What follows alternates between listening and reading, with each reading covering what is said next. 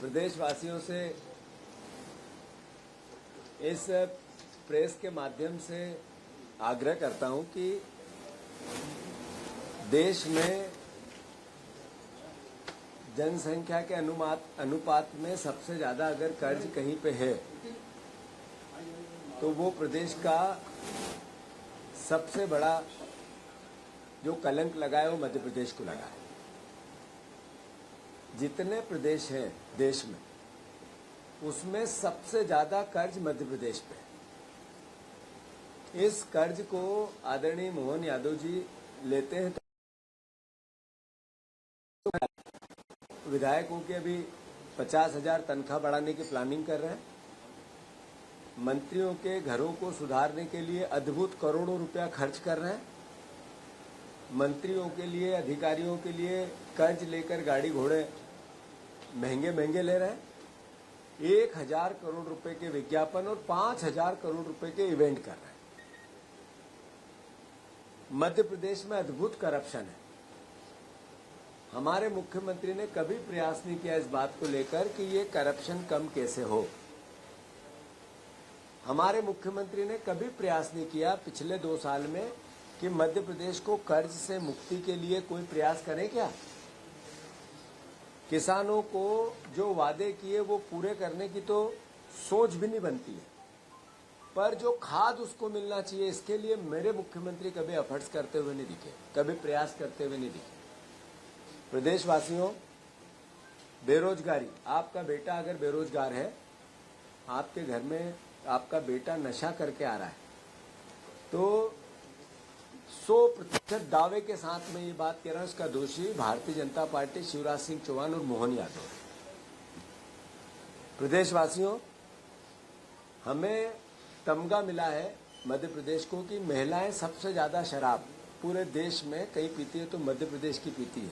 ये मध्य प्रदेश का समृद्ध मध्य प्रदेश का सपना देखने वाली बीजेपी ने हालात कर दिए। मध्य प्रदेश के सबसे ज्यादा कंजम्पशन शराब का कहीं है, खपत है तो देश में सबसे ज्यादा मध्य प्रदेश में। आदरणीय प्रदेशवासियों, ये दोनों बात मैंने क्यों कही। यहाँ ड्रग्स, अभी कोई दूसरा प्रदेश नहीं बचा, पंजाब भी नहीं बचा, जितना ड्रग्स का कारोबार मध्य प्रदेश से की धरती से होता है दूसरे किसी राज्य से नहीं होता है। पर हमारे मुख्यमंत्री ने कभी प्रयास नहीं किया कि इस नशे से निजात दिलाने के लिए हम क्या करें। हमारी बहनें नशा करने लगी, बेटियां नशा करने लगी, लाडली बहनाओं के नाम पर वोट ले लिए और बहनें सबसे ज्यादा नशा करती है देश में, मध्य प्रदेश में। और ऐसा प्रदेश बना दिया हमारे इस भारतीय जनता पार्टी ने, इस पर आपको विचार करना चाहिए। कुपोषण, हमारे बच्चे कुपोषित होकर मरते हैं। पूरे देश में, पूरी दुनिया में कलंकित मध्य प्रदेश होता है। सबसे ज्यादा गरीबी देश में कहीं है आज तो पहले अलग अलग उड़ीसा का नाम आता था, छत्तीसगढ़ का आता था, वहां कुपोषण ज्यादा था, बिहार का आता था। मध्य प्रदेश सबसे ज्यादा कुपोषित भी और सबसे ज्यादा गरीब भी है। 2 जिले हमारे देश के सबसे गरीब जिले। आदरणीय प्रदेशवासियों, हमारे मुख्यमंत्री ने कभी कोशिश नहीं की कि हम कानून व्यवस्था सुधारने के लिए क्या करें। हमारी बेटियों का सबसे ज्यादा बलात्कार 21 रोज होता है। बहनों अपहरण सबसे ज्यादा मध्य प्रदेश में होता है, देश में सबसे ज्यादा। पर हमारे मुख्यमंत्री ने 2 साल में एक भी प्रयास सकारात्मक ऐसा नहीं किया कि इसके लिए करें क्या। अधिकारियों को नहीं बुलाया, कोई सामाजिक जनजागरण नहीं लाए, कोई विपक्ष की विरोधी दलों से कोई बातें नहीं की, कोई अधिकारियों का कोई समूह नहीं बनाया, कोई टीम नहीं बनाई, मंत्रियों का कोई समूह नहीं बनाया कि किसी एक समस्या के समाधान के लिए ये 4 लोग चर्चा करो, क्या समाधान हो सकता है, इस पर हम काम करें। हमारे मुख्यमंत्री ने प्रयास नहीं किया। प्रदेशवासियों, हमारे मुख्यमंत्री ने किया क्या। हमारे मुख्यमंत्री, अभी देखो आप कि आज उनका एक रील है कि मध्य प्रदेश के मुख्यमंत्री ने सड़क से भुट्टा खाया। फिर थोड़े दिन पहले आया था कि वो तलवार घुमा रहे हैं। फिर थोड़े दिन पहले आया था लठ घुमा रहे हैं। फिर थोड़े दिन पहले आया था शिप्रा में डुबकी लगा रहे हैं। फिर थोड़े दिन पहले आया था सब्जी खरीद रहे हैं। ये रील बनाते हैं हमारे मुख्यमंत्री। हमारे मुख्यमंत्री को रील बनाने का शौक हो गया है। अभी एक IT पार्क किराए पे दिया 10 लाख रुपए में पर साल, जिसकी ₹2.25 करोड़ हर महीने की इनकम है, उसको 10 लाख रुपए साल दे दिया। ये मोहन भैया, आपका मिशन सिर्फ कमीशन है क्या? मैं समझ नहीं पा रहा हूं कि मुख्यमंत्री आपको फ्री फंड में बने हुआ, फ्री फंड, आपका कोई प्रयास नहीं था। फ्री फंड जिसको एकदम छीका किसके भाग से टूटता है? बिल्ली के भाग से छीका टूटता है, ऐसे बने हो। तो कृपया करके आप प्रयास करो कि जो समस्या प्रदेश के सामने है, कुपोषण कैसे मिटेगा, बेरोजगारी कैसे, नशा मुक्त कैसे होंगे। अब आपने कहा था हम 15 तारीख से 30 तारीख तक नशा मुक्ति का अभियान करेंगे, और भाषण दिया आपने, उसमें भी रील बनाई थी। जिस दिन आपने जिस तारीख बताई उसमें सबसे ज्यादा नशा बिका मेरे भैया। मोहन बाबू, हो क्या रहा है ये? मैं सिर्फ इतना कहना चाहता हूं कि आप ये भगवान महाकाल से लेके सूरज और चांद और समय का काल और भगवान की प्राचीन विरासत, मैं नाम बदल दूंगा, लव जिहाद, हिंदू और मुसलमान, इससे थोड़ा निजात पाओ और प्रदेश के उज्जवल भविष्य के लिए काम करो। आप, मैं गारंटी देता हूं इस बात की, गारंटी इसी तरीके से चलता रहा तो आपके पेड़ उखड़ जाएंगे। हम जब चुनाव में आपको हटाएंगे उससे पहले बीजेपी हटा देगी। तो कृपया करके मुख्यमंत्री जी से मेरा आग्रह है कि सकारात्मक सोच के साथ ये समस्या है प्रदेश की, इस पे आप निजात करो। और ये विधायकों की तनख्वाह बढ़ाने की बात है, या आपकी ये विधायकों के घर और मंत्रियों के घर की साज सज्जा, आपके घर की साज सज्जा हो जाएगी। ये सरकारी हमें छोड़ने पड़ेंगे एक दिन। इन घरों में जहां हम रह रहे हैं, ये घर हर साल बदलते, हर 5 साल में 15, कोई नहीं टिका यहाँ। तो कृपया करके जो आपको अवसर मिला इसमें याद करें लोग, इस तरह का भविष्य बनाओ, इस तरह की समस्याओं के निदान करो। आपने जो वादे किए वो पूरे करें। आपने लाडली बहना के 1800 रुपये महीना खा रहे हो आप, आपकी सरकार खा रही है। अब आप कहते हो कि कैसे वाहियात शब्दों का उपयोग हो रहा है, कि चोरी हो रही है। ये चोरी नहीं है तो क्या है? आपने वादा किया था कि 3000 देंगे, अब नहीं दे रहे हो, अब कह रहे हो 28 में देंगे, तो ये चोरी नहीं है? ये वोट की चोरी उधर हो रही है और आप ये से बहनों के जेब के पैसे की वादा करके मुकर रहे हो। किसानों को 3100 देने थे, क्या हुआ उसका? 300 रुपए कब दोगे? वो चोरी नहीं कर रहे हो आप लोग? ये चोरी नहीं कर रहे हो कि 2700 रुपए 3100 रुपए धान का बोला था, 1000 कम दे रहे हैं, इसकी चोरी नहीं होती तो क्या होती है? पे आपने कहा 4800 सोयाबीन के 6000 का वादा किया था, 4800 टोटल 4000 में बिक्री है, 2000 की चोरी। ये चोरी नहीं है, इसको चोरी नहीं बोलते हैं सरकारी, तो क्या बोलते हैं? एक तरफ कमीशन है 50% से ऊपर, आपका मोहन भैया का मिशन 50% से ज्यादा कैसे मैं करूं कमीशन, इस तरह की सरकार बन गई। तो मैं मानता हूं ये हमारे विपक्ष का दायित्व है, चिंता का विषय है। वोट चोरी को लेकर हम जगह जगह अभी पूरे 12 दिन पूरे प्रदेश में रैलियां होगी। 12 जगह में उमंग सिंगार जी, बड़े बड़े सारे हमारे वरिष्ठ जनों की ड्यूटियां लगी है, वो सब भी जाएंगे और हम इस सरकार को जगाने की कोशिश करेंगे, विपक्ष की भूमिका निभाने की कोशिश करेंगे। मैंने कुछ दिन पहले भी इसकी घोषणा कर दी थी, पर मैं समझता हूं कि ये शक होता है कि आज अखबार में आया 3 दिन पहले कि सबसे ज्यादा नशा मध्य प्रदेश की बहनें करती है। जब अखबार में आता है कि ड्रग्स सबसे ज्यादा यहीं पे अवैध आता और जाता है, जब अखबार में आता है कि नशे का कंजम्पशन, शराब का लीगल कंजम्पशन सबसे ज्यादा खपत मध्य प्रदेश में, देश में सबसे ज्यादा मध्य प्रदेश में, तो दुख होता है, शर्म से सर झुकता है।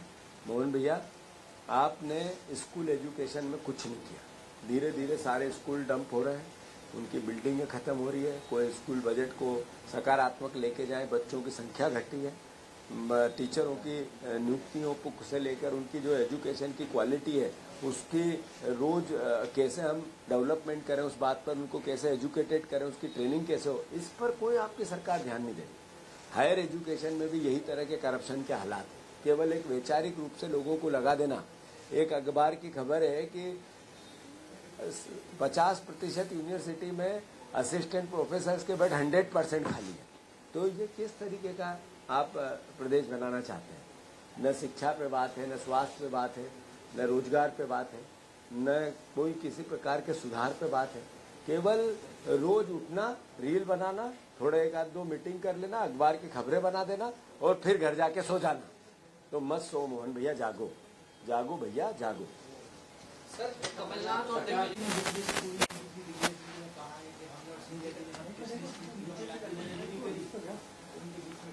ऐसा है कि आप लोगों की जितनी उम्र है, हम जितने इस कमरे में, मेरे समेत 45 साल के उनके दोनों भाइयों की, 45 से भी ज्यादा, दोनों बड़े भाई छोटे भाई हैं, दोनों का एक अपनत्व है, प्रेम है, प्यार है, मोहब्बत है, दोनों की केमिस्ट्री है। लोगों को कैसे चर्चा करवाए उनके पास एक कला है। तो आप उनकी, हम और आप उनकी चिंता मत करो कि कौन सी लिस्ट थी और किसने क्या कहा। वो तो आप लोग जनसंपर्क के हिसाब से लगे थे इधर उधर, तो आपको लाइन पे लाए कि ये भी बात है। तो मैं समझता हूँ कि पुरानी बातों का कोई औचित्य नहीं है। जो चली गई, हमें तो भविष्य देखना है, हमें तो आगे आगे आगे आगे। मेरा उत्तर हो जाए, मेरा उत्तर हो जाए, मेरा उत्तर हो जाए, मेरा उत्तर हो जाए। तो मेरा निवेदन इतना है कि दोनों भाइयों की अपनी एक केमिस्ट्री है, अपना एक प्रेम है, एक अपना अपनत्व है, और दोनों की जो केमिस्ट्री है उसमें हम किसी को भी, प्रदेश के राजनीतिक लोगों को भी, पत्रकारों को भी शायद बहुत मुश्किल से समझ में आएगी उनकी केमिस्ट्री। तो मेरा इसमें आग्रह ये है, एज ए अध्यक्ष मेरी ड्यूटी है कि मुझे भविष्य देखना है। वो सरकार तो गई, अब वापस तो आएगी नहीं। आगे सरकार कैसे बने इस पे काम करें और इसी पे काम करें। हो गया। तो आप जिस ज्योतिरादित्य सिंधिया को लेकर आरोप लगाते हैं वो पाकिस्तान बदते हुए नजर आ रहे हैं, क्योंकि वो कह रहे हैं सरकार भी नहीं, वो कह रहे हैं दोनों लोग खेल रहे हैं तो निपटावा रहे हैं, और आप भी मंत्री। आपका उत्तर हो गया उधर, प्रश्न और दोनों एक पे आरोप लगा रहे हैं। सर लेकिन सर केमिस्ट्री भले ही किसी की भी बीच की हो, सरकार तो जनता की चुनी हुई थी। आप भी मंत्री थे सर, और सरकार और आप पिछले 5 साल से सिंधिया के ऊपर आरोप लगाते कि उन्होंने सरकार गिराई। मैंने इस पर मेरे ख्याल में बहुत विस्तार से उत्तर दिया है कि हमें भविष्य देखना है, हमें पीछे की बातें नहीं करना है। मैं समझता हूं कि ये बात अपने आप में परिपक्व है कि आगे सरकार कैसे बने, इस पर कांग्रेस पार्टी का फोकस है। कमलनाथ क्या भूतकाल होगा, बीते जमाने की बात होगा? मतलब ये प्रश्न ही नहीं बनता। क्या सिंधिया जी को माफी मिलनी चाहिए उनके किए के लिए? अब जो जिस तरह की बात सजा मिलनी चाहिए, सजा मिलनी चाहिए। इन्होंने अभी बात कही कि ये सरकार जनता की थी, जनता का मैंडेट होता है कि जो चुन ले, जो जीता उसको, उससे भरोसे जो किया उसका सहयोग करे। तो अगर ऐसे में जनता को धोखा दिया तो नेचुरल है। भैया तारीख मछली वाले नेताओं के भी नाम आ रहे हैं और कुछ पत्रकारों के भी नाम आ रहे हैं, इसको लेकर नहीं, बात यह है, देखो भारतीय जनता पार्टी में मोहन यादव जी का इस सरकार में कंट्रोल समाप्त हो गया है। अगर कंट्रोल रहता तो जिन 2 मंत्रियों के फोटो आए हैं उन दोनों मंत्रियों से वो इस्तीफा लेते। अगर आपने इतनी बड़ी कार्रवाई की और वो अपराधियों के साथ विश्वास सारंग के अंतरंग संबंध थे तो फिर उससे इस्तीफा होना था। यानी आपने क्या कहा कि सरकार की सरपरस्ती में वो इतना बड़ा कारोबार कर रहे थे और फिर भी मंत्री का दोष नहीं है, जो सरपरस्त था उसका दोष नहीं, केवल अपराधी का दोष है। तो आखिर ये जनता देख रही है, समझ रही है। ये विश्वास सारंग का इस्तीफा नहीं होना, प्रहलाद पटेल से सवाल जवाब नहीं होना, पार्टी के अंदर इसकी कोई चर्चा नहीं होना और इतना बड़ा पाखंड करना, ये जनता के आंखों में धूल झोंकने जैसा। एक अच्छा एक मिनट मोहन यादव जी की मेडिकल नीति पर क्या कहेंगे? प्राइवेट मेडिकल और मेडिकल कॉलेजों का एक सवाल जिलाध्यक्षों की पार्टी में मेडिकल नीति है। जो आज जेपी नड्डा जी आए हैं, मैं उनसे आग्रह करना चाहता हूं कि मोहन यादव जी जब आपके पास बैठे तो उनसे पूछो कि मध्य प्रदेश के मरीजों को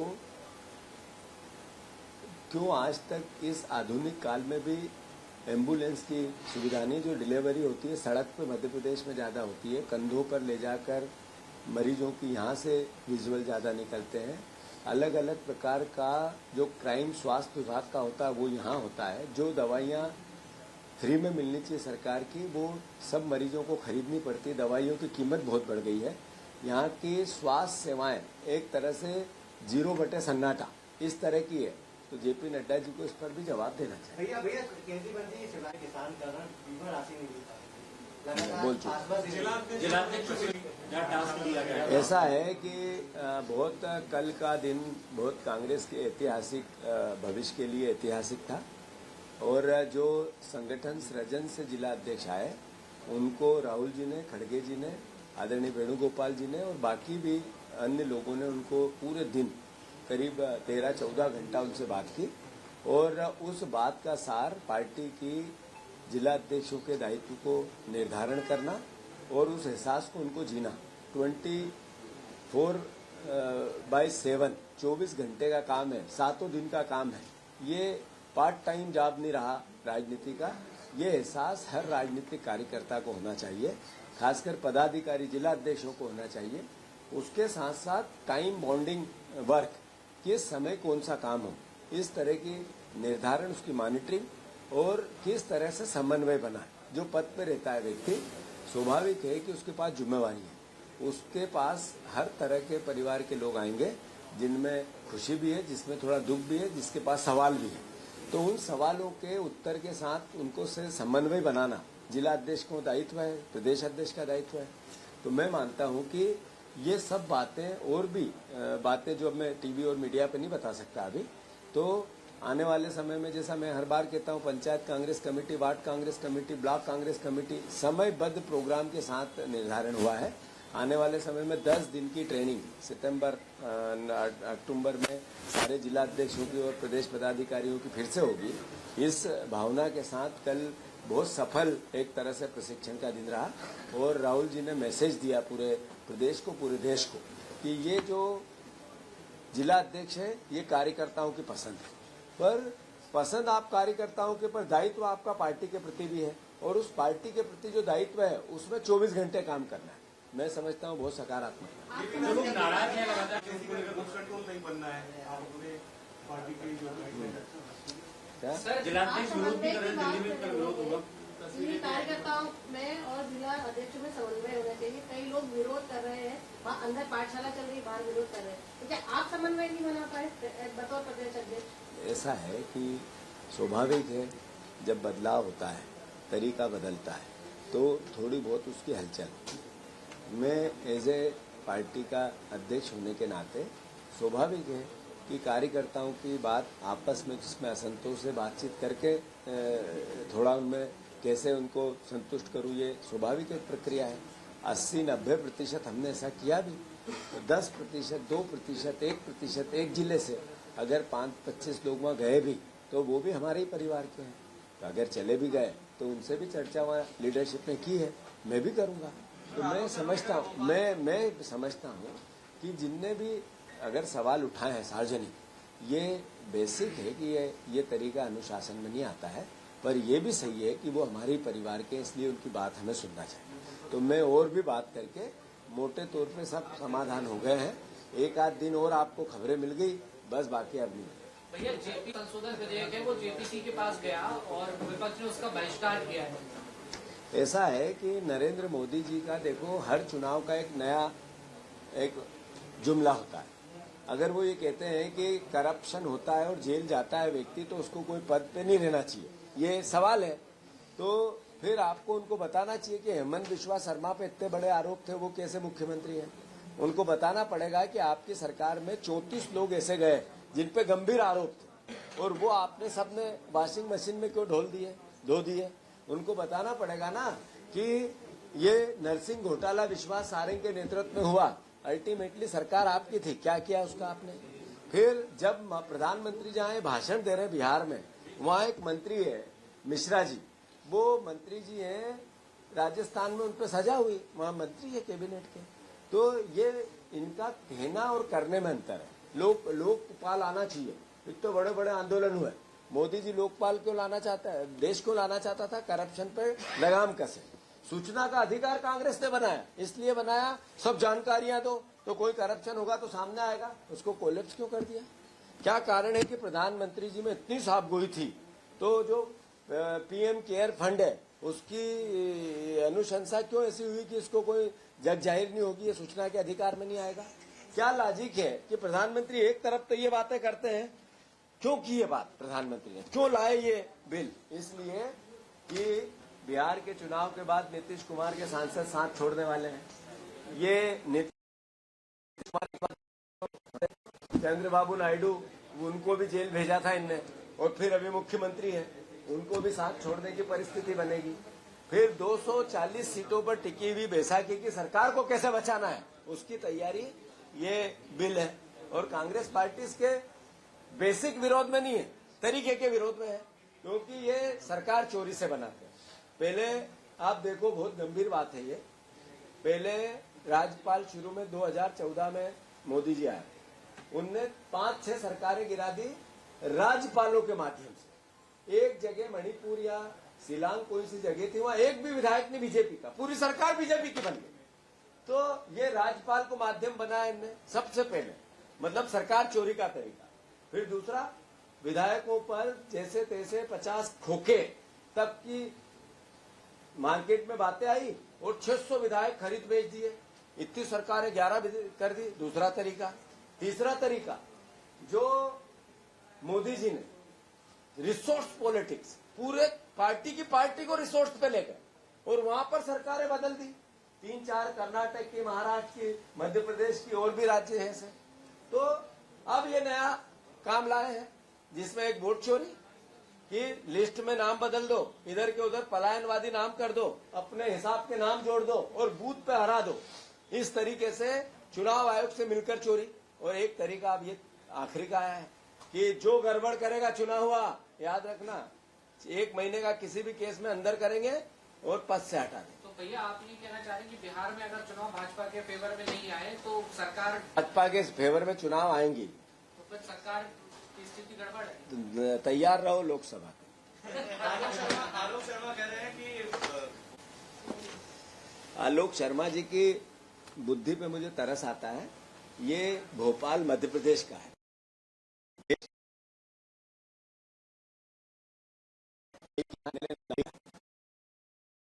ये सांसद बने हैं,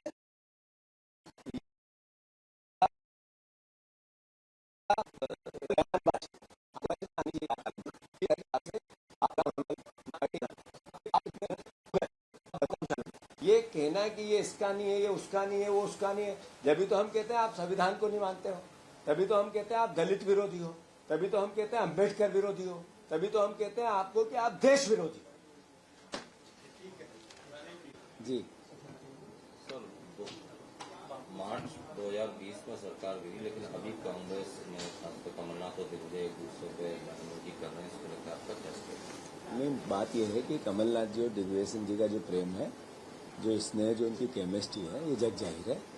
50 साल से ज्यादा की आसपास की उनकी राजनीति है, एक दूसरे के संबंध है, एक दूसरे का प्रेम है। जहां तक प्रश्न है, जो दोनों बयान आए, उनका मूल भावना है कि कैसे ज्योतिरादित्य सिंधिया ने प्रदेश के जनादेश को धोखा दिया।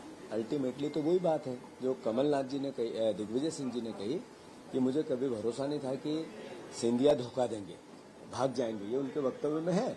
और वैसे ही कमलनाथ जी ने भी जो अपनी बात कही कि बहुत महत्वाकांक्षित है, इसलिए जनादेश को धोखा देके चलेंगे। तो स्वाभाविक है कि दोनों की बात एक है। अब आप उसका इंटरप्रिटेशन अलग अलग लगाओ, अपनी जगह है, पर कांग्रेस पार्टी के अध्यक्ष के रूप में मेरी मतलब एक इसमें मत है कि हम तो आगे की ओर देख रहे हैं, जो बीत गई उससे हमें सरोकार नहीं।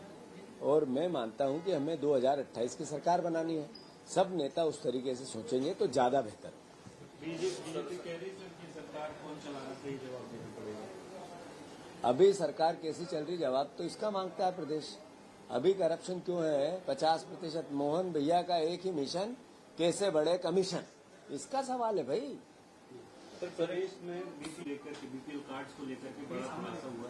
लाखों लोग जो जीएसटी पे करते हैं, जो आयकर देते हैं, उनके नाम वो भी लिस्ट में है। अब उनको नोटिस भेजे गए हैं। नहीं, बात यह है कि ये सरकार, पहले तो मध्य प्रदेश सबसे गरीब प्रदेश है, मध्य प्रदेश सबसे कुपोषित प्रदेश है, मध्य प्रदेश में सबसे ज्यादा राशन धारक पाए जाते हैं, सरकारी राशन धारक। अब ये सरकार लाडली बहना को योजना चलाएंगे, वोट लेंगे और उसके नाम काटने के बहाने ढूंढेंगे। ये सरकार राशन हम देते हैं, सरकारी आपको मोदी जी देते हैं, अब उसको काटने के बहाने ढूंढेंगे। ये सकारात्मक प्रोग्रेसिव सोच के साथ प्रदेश का विकास कैसे हो, इस पर इस सरकार का विजन ही नहीं। केवल डिस्ट्रक्शन कैसे हो, उस पर इस सरकार का विजन है। उसी का एक ये मामला है कि जो इनकम टैक्स धारक, बीपीएल धारक, ये तो रोजमर्रा का काम है सरकार का। इसको मीडिया का की जगह ही नहीं है इसमें। मतलब बहाने ढूंढे जा रहे हैं, नाम काट रहे हैं। नहीं, मेरा कहना ये सरकार अपने दिशाहीन सरकार है। ये सही दिशा क्या है इसके पास उसका विजन ही नहीं है। नॉन विजनरी सरकार। आलोक शर्मा का नहीं है, विक्रमादित्य का। ये कोई भी व्यक्ति इस तरह की बात करता है तो वो उसके धर्म से, उसके काम से, अपने दायित्व से लोगों का ध्यान भटकाता है। जो व्यक्ति ये बात कहता है कि ये इसका भोपाल, ये उसका भोपाल, ये देश के नागरिकों का है भोपाल, ये प्रदेश के नागरिकों का है भोपाल, भोपाल में रहने वालों का है भोपाल। ये जात और धर्म से संविधान आपको परमिट नहीं करता कि इसका निर्धारण करें कि किसका है भोपाल। आज जो इस प्रदेश में नागरिक है उसका देश है। जो भारत से प्यार करता है उसका ये देश है। जो भोपाल से प्यार करता है उसका है भोपाल है। मेरे को आदरणीय सांसद महोदय की भाषा ऐसी लगती है कि वो भोपाल से प्यार कम करते हैं। वो इधर उधर की बात करके अपने सांसद धर्म का निर्वाह नहीं कर पा रहे, इसलिए लोगों को गुमराह कर रहे। ऐसा है कि दोनों अच्छे दोस्त हैं, अच्छे भाई हैं। 45 साल की दोनों की अपनी राजनीतिक केमिस्ट्री है। दोनों ने जिस तरीके की बात कही उससे एक बात सिद्ध होती है कि ज्योतिरादित्य सिंधिया ने जनादेश को धोखा दिया था। दोनों के वक्तव्य में ये बात आती है। हमें आगे का देखना है, हमें पीछे नहीं, जो बीत गई सो बीत गई, हमें तो 28 की सरकार बनानी। इस ओर सोचते हुए सभी नेता काम करेंगे, हम सब मिलकर, ये हमारा दृढ़ संकल्प है।